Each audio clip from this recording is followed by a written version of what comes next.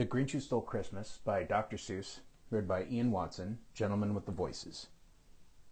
Will be narrated in the voice of Skeletor and other various voices. Every Who down in Whoville liked Christmas a lot, but the Grinch who lived just north of Whoville did not. The Grinch hated Christmas, the whole Christmas season. Now please don't ask why. No one knows quite the reason. It could be that his head wasn't screwed on just right. It could be, perhaps, that his shoes were too tight. But I think the most likely reason of all may have been that his heart was 2 sizes too small. Whatever the reason, his heart or his shoes, he stood there on Christmas Eve, hating the Whos, staring down from his cave with a sour, grinchy frown at the warm, lighted windows below in their town. For he knew every Who down in Whoville beneath was busy now, hanging a mistletoe wreath. "And they're hanging their stockings," he snarled with a sneer. "Tomorrow is Christmas. It's practically here." Then he growled with his Grinch fingers nervously drumming, "I must find some way to stop Christmas from coming." For tomorrow he knew all the Who girls and boys would wake bright and early. They'd rush for their toys. And then, oh, the noise. Oh, the noise. Noise, noise, noise. That's one thing he hated. The noise. Noise, noise, noise.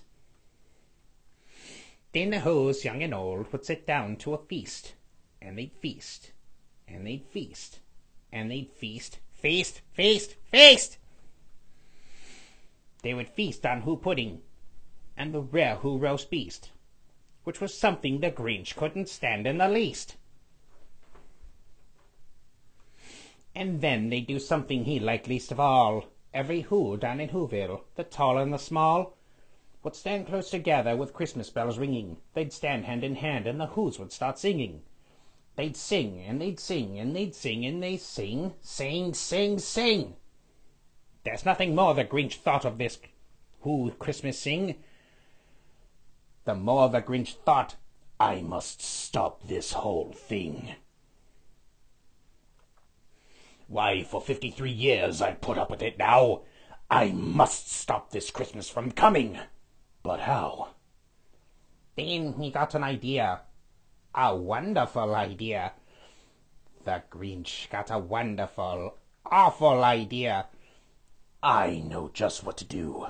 The Grinch laughed in his throat. He made a quick Santa Claus hat and a coat. And he chuckled and clucked, "What a great Grinchy trick! With this coat and this hat I'll look just like Saint Nick. All I need is a reindeer."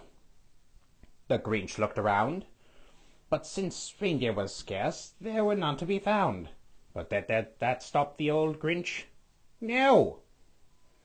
The Grinch simply said, "If I can't find a reindeer, I'll make one instead." So he called his dog Max, and he took some red thread. He tied a big horn to the top of his head. Then he loaded some bags, some old empty sacks, on a ramshackle sleigh he hitched up to old Max. Then the Grinch said, "Giddy up!" And the sleigh started down toward the homes where the Whos lay a-snooze in their town. All the windows were dark, quiet snow filled the air. All the Whos were all dreaming sweet dreams without care. When he came to the first little house on the square, "This is stop number 1. The Grinchy old Claus hissed. He climbed to the roof, empty bags in his fist. Then he slid down the chimney, a rather tight pinch. But if Santa could do it, so can the Grinch. He got stuck only once, for a moment or two. Then he stuck his head out of the fireplace flue, where the little Who stockings all hung in a row. "These stockings," he grinned, "are the first thing to go." Then he slithered and slunk with a smile most unpleasant. Around the whole room he took every present. Pop guns and bicycles and roller skate drums, checkerboards, tricycles, popcorn and plums. Then he stuffed them in bags, then the Grinch very nimbly stuffed all the bags one by one up the chimney. Then he slunk to the icebox, he took the Who's feast. He took the hood pudding, he took the roast beast. He cleaned that icebox out quick as a flash. Why, that Grinch even took the last can of Who hash. Then he stuffed all the food up the chimney with glee. And now, grinned the Grinch, I will stuff up the tree. And the Grinch grabbed the tree and he started to shove, when he had the small coo like a dove.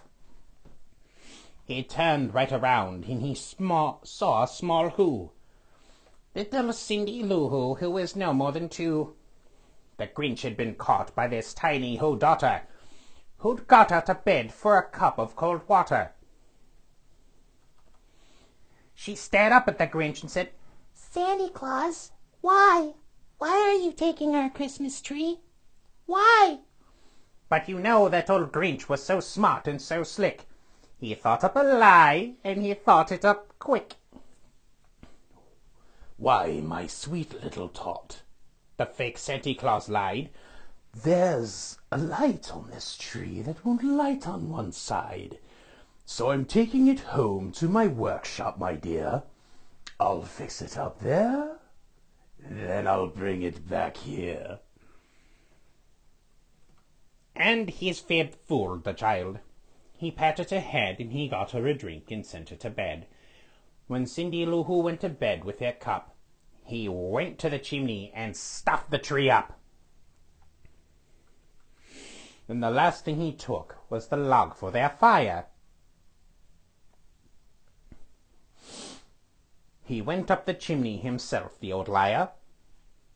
On their walls he left nothing but some hooks and some wire, and the one speck of food he left in that house was a crumb that was too small for even a mouse. And he did the same thing to the other Who houses, leaving crumbs much too small for the other Who's mouses. It was 1:15, all the Who's still abed, all the Who's still a snooze, when he packed up his sled. Packed it up with the presents, the ribbons, the wrappings, the tags, the tinsel, the trimmings, the trappings. 3,000 feet up the sight of Mount Crumpet, he rode with his load to the tip-top to dump it. Pooh-pooh to the Who's, he was grinchiously humming. They're finding out now that no Christmas is coming. They're just waking up, and I know what they'll do. Their mouths will hang open a minute or two. Then the Who's down in Whoville will cry boo-hoo. That's a noise, grinned the Grinch, that I simply must hear. So he grinned. The Grinch put his hand to his ear, and he did hear a sound rising over the snow. It started in low and started to grow. But the sound wasn't sad.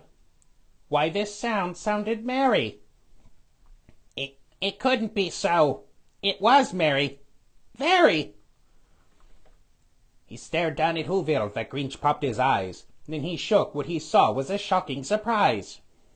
Every Who down in Whoville, the tall and the small, was singing without any presents at all. He hadn't stopped Christmas from coming. It came. Somehow or another, it came just the same. Then the Grinch, with his Grinch feet ice cold in the snow, stood there puzzling and puzzling. How could it be so? It came without ribbons, it came without tags, it came without packages, boxes, or bags. He puzzled for 3 hours till his puzzler was sore. Then the Grinch thought of something he hadn't before. Maybe Christmas, he thought, doesn't come from a store. Maybe Christmas, perhaps, means a little bit more. And what happened then? Well, in Whoville, they say, the Grinch's small heart grew 3 sizes that day. And the minute his heart didn't feel quite so tight. He whizzed his load through the bright morning light. He brought back the toys and the food for the feast, and he himself, the Grinch, carved the roast beast. All right, well, that was me reading The Grinch Who Stole Christmas. I hope everyone watching this has a happy Christmas, whatever other holidays you celebrate. Just wanted to do a spin on the classic. Until the next time, have a great day, and thank you for listening.